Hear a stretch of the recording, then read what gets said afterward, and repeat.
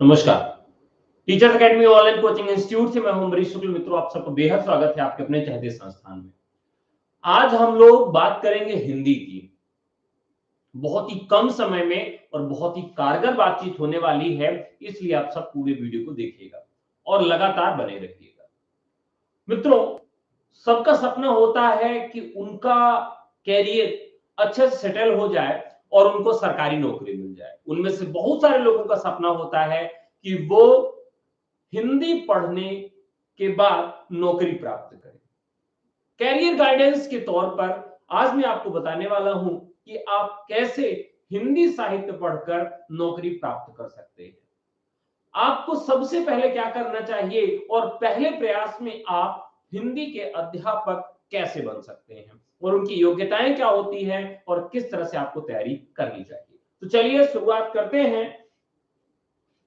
मित्रों, सबसे पहला जो कदम आपको उठाना पड़ता है अध्यापक बनने के लिए, वह है कि आपका कॉम्बिनेशन है कि नहीं है, अर्थात आपकी एलिजिबिलिटी है कि नहीं है, अर्थात आप योग्य हैं कि नहीं है। तो चलिए देखते हैं कि योग्यता का निर्धारण किस तरीके से होता है और हमें किस तरह से तैयारी शुरू करनी चाहिए। सबसे पहले 12वीं पर चलते हैं। 12वीं में बहुत कम छात्र ऐसे होते हैं जिनको 12वीं में ही मालूम चल जाता है कि उनको अध्यापक बनना है।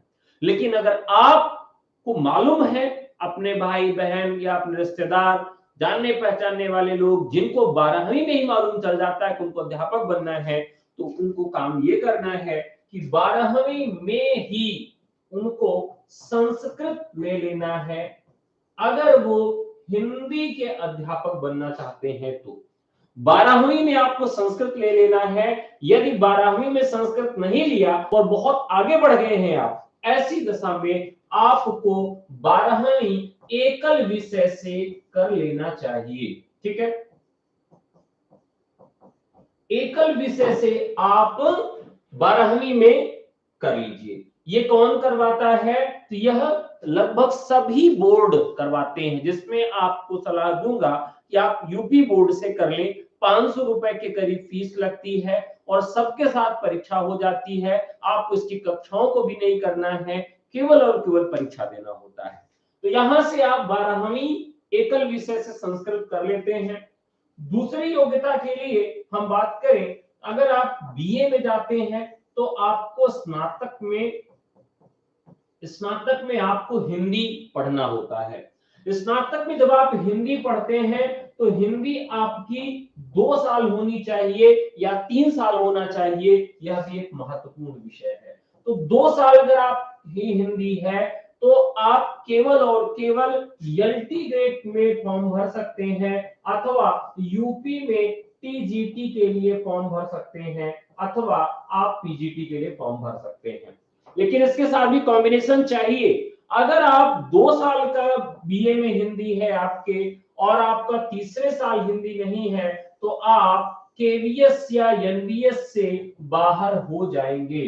तो केंद्रीय विद्यालय संगठन और नवोदय विद्यालय संगठन ये किसी भी प्रकार का कॉम्बिनेशन नहीं मांगते हैं, लेकिन यहाँ पर जो आप 3 साल हिंदी कम से कम आपने पढ़ी हो और ग्रेजुएशन में 3 साल की हिंदी का जो परसेंटेज है वो कम से कम जोड़ने के बाद 50% होना चाहिए।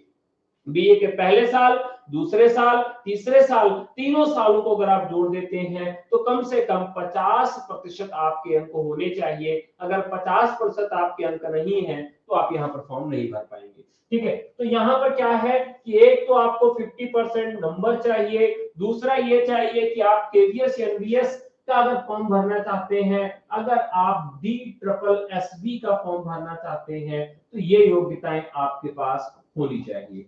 यहाँ पर संस्कृत का कॉम्बिनेशन नहीं मांगा जाता, संस्कृत के कॉम्बिनेशन की कोई जरूरत नहीं है। इसके साथ साथ बहुत सारे ऐसे राज्य हैं जहां पर संस्कृत का कॉम्बिनेशन नहीं मांगा जाता, जिनमें आप राजस्थान की बात कर सकते हैं, जिनमें आप झारखंड की बात कर सकते हैं। तो यहाँ पर कॉम्बिनेशन नहीं मांगा जाता। अगर आपका 2 साल या 3 साल नहीं है ग्रेजुएशन में, स्नातक में हिंदी, तो आप राजर्षि टंडन से क्या कर सकते हैं? राजर्षि टंडन से आप, अथवा राजर्षि टंडन के साथ साथ एक और संस्था है जहां से आप कर सकते हैं, इग्नू, राशि टंडन अथवा इग्नू से आप स्नातक कर सकते हैं और यहां पर केवल और केवल 2 वर्ष की डिग्री मान्य होती है। 2 साल में अगर आप कॉम्बिनेशन बनाना चाहें तो बना सकते हैं और इसके लिए आप कभी भी बना सकते हैं। स्नातक करने के साथ साथ कॉम्बिनेशन बना सकते हैं, पीजी करने के साथ साथ कॉम्बिनेशन बना सकते हैं, पहले बना सकते हैं, बाद में बना सकते हैं, कभी बना सकते हैं, कोई दिक्कत नहीं है। ठीक है, यहां पर और आगे बढ़ेंगे। अगर स्नातक आपका हो गया, फिर आपको बीएड करना होता है। ठीक है, बीएड करते समय आपको किसी भी तरीके से कॉम्बिनेशन की दिक्कत नहीं होती है, लेकिन नई शिक्षा नीति में ध्यान रखिएगा कि बीएड में भी जब माइक्रो टीचिंग होती है या फुल टीचिंग होती है, ऐसे समय में आपको टीचिंग के जो विषय हैं वह आपके हिंदी और संस्कृत होने चाहिए। ठीक है, टीचिंग के विषय आपके हिंदी और संस्कृत होने चाहिए, ये ध्यान रखना है नई शिक्षा नीति के तहत। तो अभी जो लोग बीएड कर रहे हैं उनको अगर हिंदी का अध्यापक बनना है तो हिंदी और संस्कृत उनको ग्रेजुएशन बीएड में टीचिंग के दौरान पढ़ाना चाहिए। बीएड में परसेंटेज का कोई झंझट नहीं है, कितना भी आपका परसेंट हो तो कोई दिक्कत उससे नहीं होती है। बीएड के और आगे अगर आप बढ़ते हैं, अगर आप पीजी हैं, अगर आप पोस्ट ग्रेजुएट हैं, तब आपका क्या होना चाहिए? तो पोस्ट ग्रेजुएट में आपकी होनी चाहिए हिंदी, और पोस्ट ग्रेजुएट में हिंदी के साथ साथ ध्यान ये रखना है कि परसेंटेज का कोई भी लफड़ा यहाँ पर नहीं है। अगर आप किसी भी तरीके से परास्नातक तक पास हैं, मतलब 33% से ज्यादा अंक हैं, तब भी आप पीजी अगर हिंदी से किए हैं तो आप पोस्ट ग्रेजुएट के लिए योग्य हो जाते हैं। अब यहां तक का तो मामला आपको बता दिए कि कैसे कॉम्बिनेशन बनता है और क्या क्या आपको रखना है। अब हम बाकी योग्यताओं की बात करें जिन जगहों पर आप फॉर्म भर सकते हैं। पहला तो हम यूपी की बात कर लेते हैं। तो यूपी में टीजीटी का फॉर्म आता है और एलटी ग्रेड का फॉर्म आता है। एलटी ग्रेड और टीजीटी दोनों की योग्यताएं लगभग समान है। टीजीटी के लिए यहां पर 12वीं में या बीए में संस्कृत होनी चाहिए। ठीक है, बीए में या 12वीं में संस्कृत होनी चाहिए, और दूसरी योग्यता के रूप में स्नातक में आपके हिंदी होनी चाहिए। स्नातक में हिंदी कम से कम 2 वर्ष, कम से कम 2 वर्ष तक होनी चाहिए। और वो हिंदी किस प्रकार की होनी चाहिए? तो हिंदी साहित्य होना चाहिए। ध्यान रखिएगा, हिंदी साहित्य होना चाहिए। अगर आपका सामान्य हिंदी है तो हम मान्य नहीं है, और जो मुख्य विषय है, मुख्य विषय के रूप में हिंदी होनी चाहिए। एडिशनल सब्जेक्ट के रूप में, सामान्य हिंदी के रूप में अगर आपका है तो योग्य आप नहीं है। तो बीए में संस्कृत या 12वीं में संस्कृत, या और उसके बाद यहां तो इनमें से एक होना चाहिए, लेकिन स्नातक में हिंदी कम से कम 2 वर्ष होनी चाहिए। एलटी ग्रेड में भी पूरी योग्यताएं लगभग समान है, बस यहाँ पर एक चीज की अनिवार्यता है कि 12वीं में संस्कृत अनिवार्य है। 12वीं में संस्कृत आपकी होनी ही चाहिए। अब संस्कृत से कॉम्बिनेशन कैसे बनेगा वो मैंने पिछले मतलब अभी कुछ देर पहले इसी वीडियो में बता दिया है। तो ध्यान रखना है कि 12वीं में आपकी संस्कृत होनी ही चाहिए।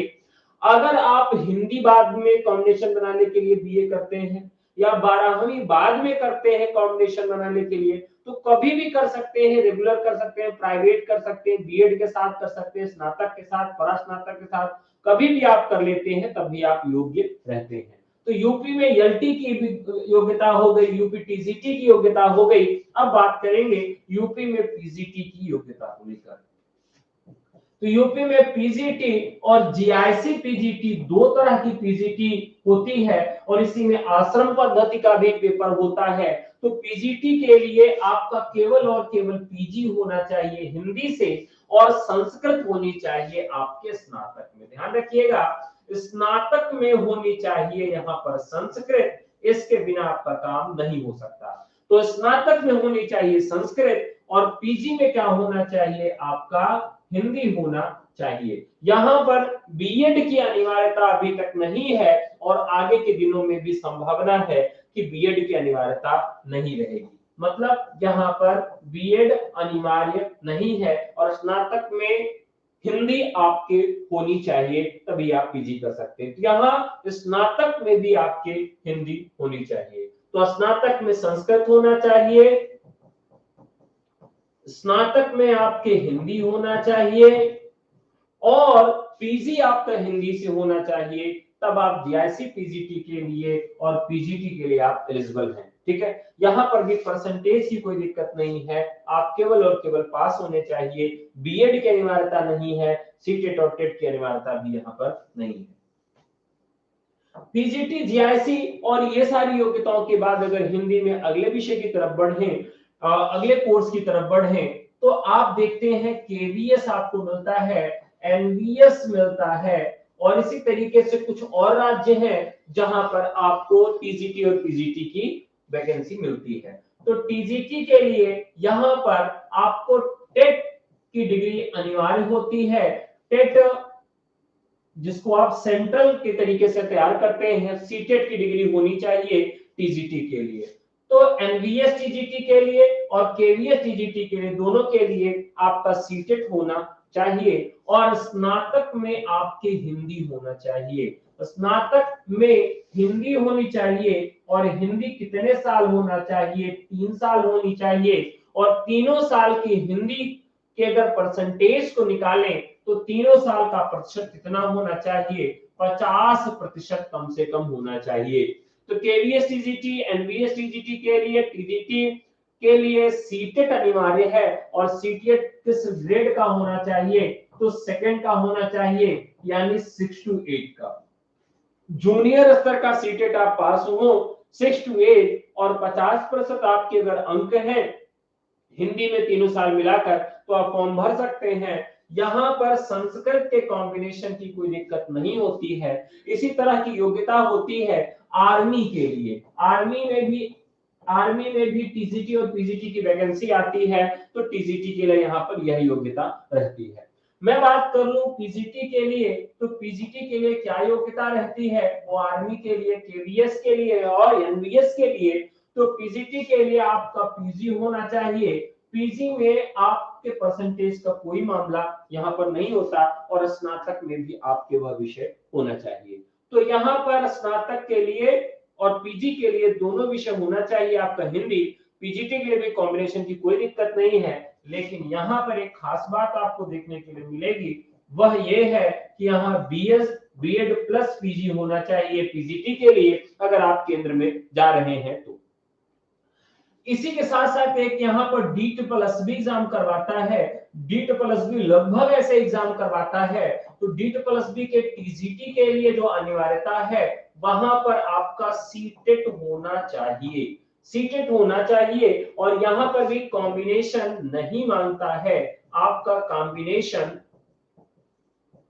कॉम्बिनेशन नहीं मांगता है और यहाँ पर भी आपके स्नातक में तीनों साल हिंदी होना चाहिए। स्नातक में 3 साल हिंदी आपके होना चाहिए। तो ये योग्यता डी++ मांगता है और साथ ही साथ सीटेट आपका क्वालिफाई होना चाहिए। डी++ पीजीटी के लिए यहाँ पर आपके बीएड और पीजी मांगता है, लेकिन एक चीज यहाँ ध्यान देने वाली है कि अगर आपका बीएड नहीं है तो उसमें ऑप्शन देता है कि अगर आप पीएचडी हैं, अगर आप अपने विषय में पीएचडी हैं या आप 12वीं में, बीए में और एमए में अगर आपके 60% नंबर हैं, तब आप बीएड से मुक्ति पा सकते हैं। यानी कि अगर आप डी++ पीजीटी के लिए जाना चाहते हैं तो यहाँ कॉम्बिनेशन की कोई दिक्कत नहीं है। पीएचडी यदि आपका है या आपका 12वीं बीए और एमए में 60% है, इन दोनों में से कोई एक है, तब भी आप बीएड से छूट पा सकते हैं। और यहाँ ये दोनों नहीं है तो बीएड और आपका पीजी होगा डी++ पीजीटी के लिए। ठीक है, तो ये योग्यताएं हो गई। बाकी बहुत सारे राज्य हैं जहां पर कॉम्बिनेशन नहीं मांगता है पीजीटी के लिए और वहां क्या मांगता है? बीएड मांगता है। क्या मांगता है? बीएड की अनिवार्यता है और प्लस पीजी की अनिवार्यता है। ठीक है, कॉम्बिनेशन नहीं मांगता है। और दूसरे राज्यों में टीजीटी की अगर बात कर ले तो टीजीटी में वो बीएड को अनिवार्य किया हुआ है, बीएड होना ही चाहिए आपका, और स्नातक में वो बस 3 वर्ष होना चाहिए, लेकिन कॉम्बिनेशन वहां पर भी नहीं मांगता है। इसके साथ साथ हम बात करेंगे असिस्टेंट प्रोफेसर की। तो अगर असिस्टेंट प्रोफेसर की बात कर ले तो यूपी में और बाकी राज्यों में भी असिस्टेंट प्रोफेसर की जो न्यूनतम योग्यता है उस विषय में आपका नेट क्वालिफाई होना चाहिए। अगर आप नेट क्वालिफाई हैं तो स्टेट गवर्नमेंट परीक्षा करवाती है और उस परीक्षा को पास करेंगे और इंटरव्यू देंगे और आपका चयन हो जाएगा। आप अगर इंटरव्यू की बात करें कि कहां कहां किस पोस्ट के लिए इंटरव्यू होता है, तो हम बता दें आपको केवीएस के लिए दोनों पदों हेतु यहां पर आपको पीजीटी के लिए इंटरव्यू आपको देना पड़ेगा, एनवीएस के लिए भी आपको दोनों पदों के लिए टीजीटी और पीजीटी दोनों के लिए आपको इंटरव्यू देना पड़ेगा। तो यहां ध्यान रखना है कि इंटरव्यू यहां करवाया जाता है डी पीजीटी के लिए, डी पीजीटी के लिए और टीजीटी के लिए किसी भी प्रकार का इंटरव्यू नहीं कंडक्ट होता, सीधे आपका चयन हो जाता है। लेकिन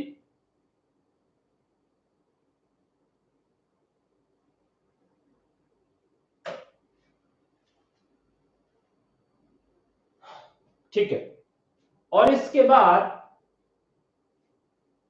अगर हम देखें तो डी हो गया, पीजीटी हो गया, टीजीटी हो गया, असिस्टेंट प्रोफेसर हो गया, तो ये सारी चीजें हैं जो आपको ध्यान रखनी है। तो जहां जहां कॉम्बिनेशन नहीं है वहां पर 3 साल में यह विषय आपका होना चाहिए। ठीक है, तो ये योग्यताएं हैं और इसी के अनुसार आपको तैयारी करनी है। अब मित्रों, अगर आप पहली बार तैयारी कर रहे हैं और आपको किसी भी प्रकार की जानकारी नहीं है कि आपको हिंदी कैसे पढ़ना है, क्या पढ़ना है, तो शून्य से शिखर तक की तैयारी करवाई जा रही है टीचर्स एकेडमी के द्वारा। बैच का नाम है फाउंडेशन बैच।